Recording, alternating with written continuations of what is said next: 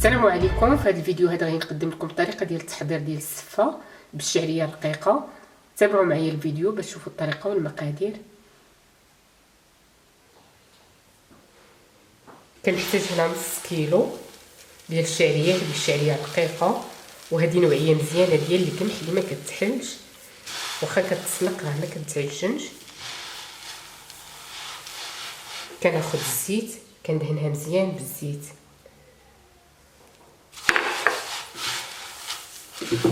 ضروري هاد العمليه هادي تفتلوها مزيان بالزيت. كنفتلها كنخليها تقريبا شي 10 دقائق، عاد نبدي كنفور فيها.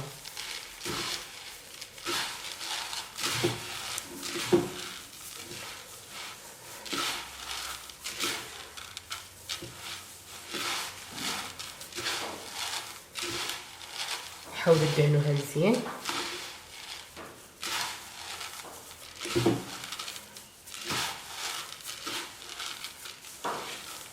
صافي كنخليها حتى كتشرب الزيت ونبدي كنفور فيها.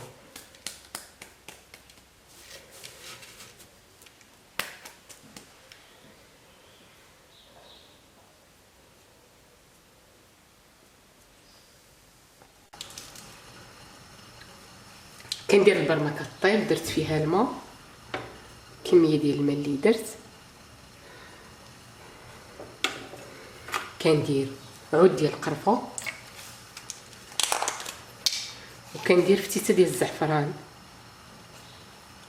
شعرات ديال الزعفران.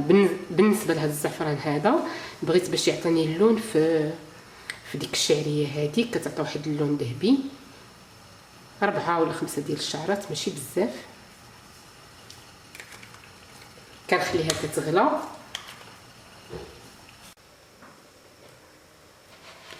كندير الشعريه في الكسكاط،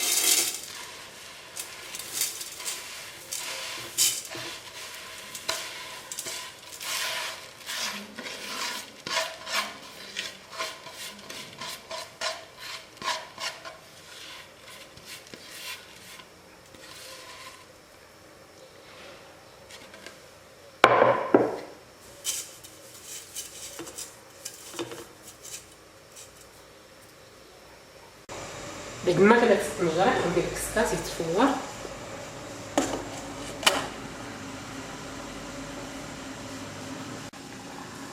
وكنغطي الطنجره، كندير المغطى، كنخليها تفور تقريبا لمده ديال 20 دقيقه حتى كتفور مزيان ونقلبها. بعد ما دازت 20 دقيقه صافي راه تفورات مزيان. هذا هو القياس ديال التفوار. فوالا هكا كتكون صافي. غادي نحيدها.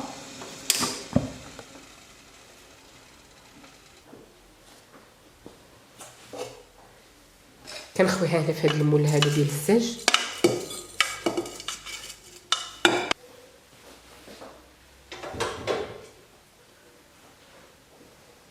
كنخوي عليها الماء الطايب فاش طابت.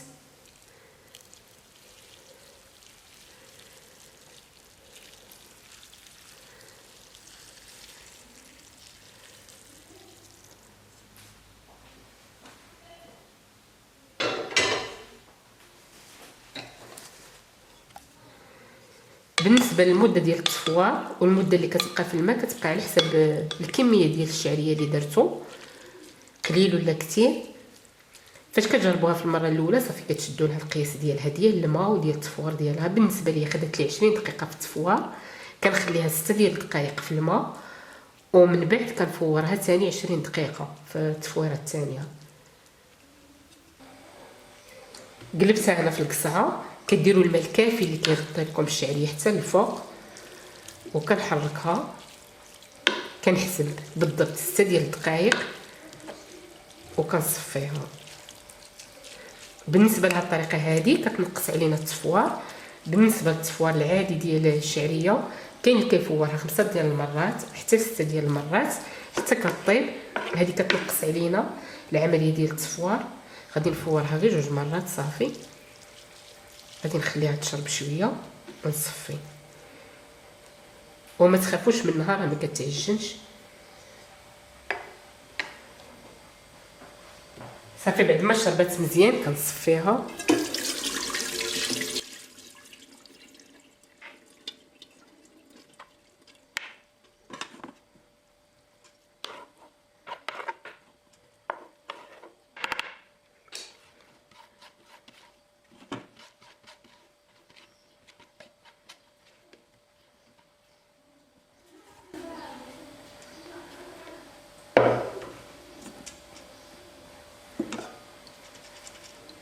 صافي كنصفيها من الماء ديالها.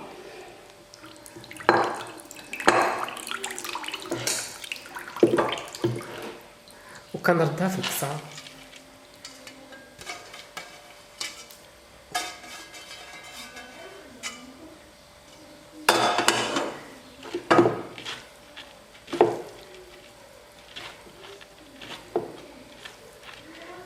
فاش كنصفيها من الماء ديالها كناخد قياس معلقه ديال الزيت اللي كناخد،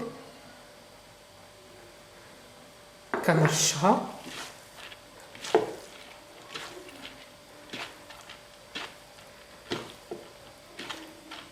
صافي كنغطيها.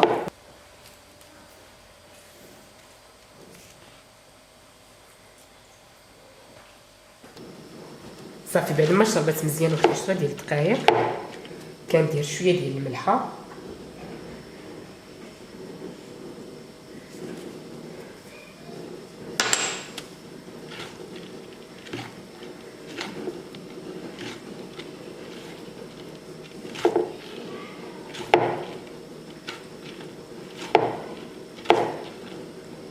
كنخلط مزيان باش كاع تدخل لي الملحه فيها وتوزع مزيان.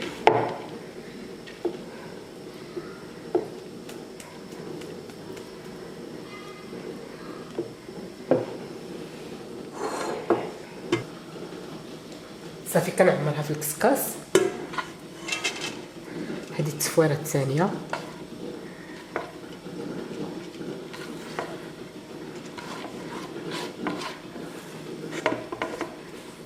وتقريبا كتاخذ في التفويره الثانيه حتى هي 20 دقيقه.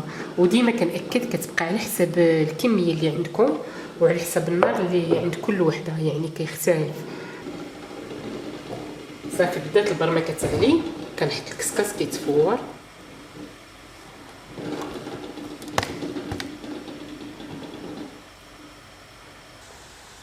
بالنسبه للشعريه باش تعرفوها بلي راها واجده، شوفوا كيفاش كتكون واقفه، كتكون بحال مشوكه. كناخذ واحد شويه وكندوقو كنشوف واش طايب ولا لا. كناخذ واحد شويه. صافي راها طايبه، خدات معايا 20 دقيقه اللي خدات معايا. صافي كنطفي عليها ونقلبها.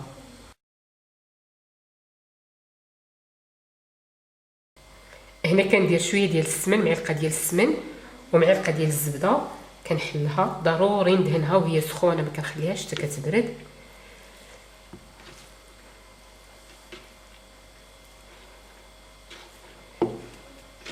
صافي كندير لها بحال هكا باش نشوف كاع الا باقي فيها شي حاجه اللي ما محلولاش. جربوا هاد الطريقه هادي، راه كتوفر عليكم التفوار تقريبا ديال 5 ولا 6 ديال التفوار بالشعريه. هادي كتوجدوها بسرعه. كاين اللي كيبغيها للعشاء، وان شاء الله راه جاي رمضان، كاين اللي كيبغيها للسحور.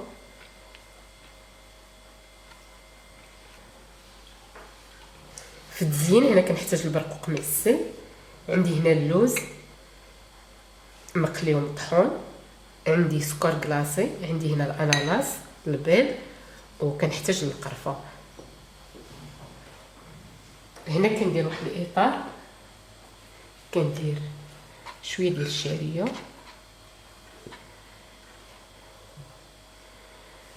اللي بغى كيدير لها السكر الوسط. انا ما كنديرلهاش السكر الوسط، كاين ما كيبغيش السكر بزاف.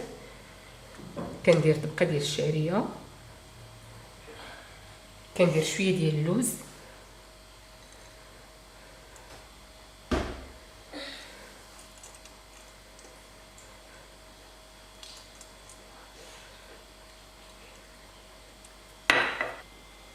هنا كنحك البيض في الوسط،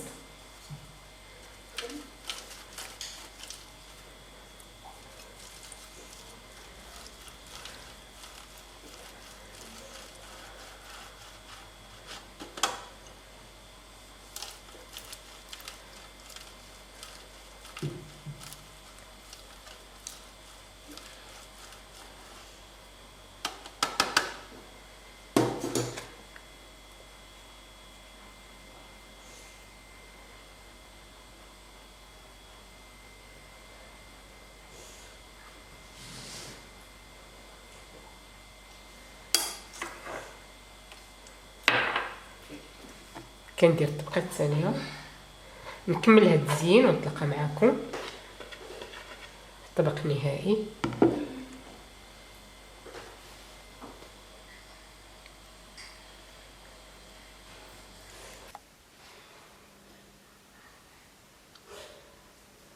هذه هي النتيجه ديال الشعريه ديالي. كنقدمها مع شويه ديال القرفه والسكر كلاصي، كتجي لذيذه في المذاق ديالها. ان شاء الله نتمنى تجربوها بهذه الطريقه هذه، اكيد غادي تنال الاعجاب ديالكم. الا كنتوا اول مره كتشوفوا القناه ديالي كنتمنى تابوناو، تشجعوني باللايك والكومونتير، ونتلاقاو ان شاء الله في وصفه اخرى.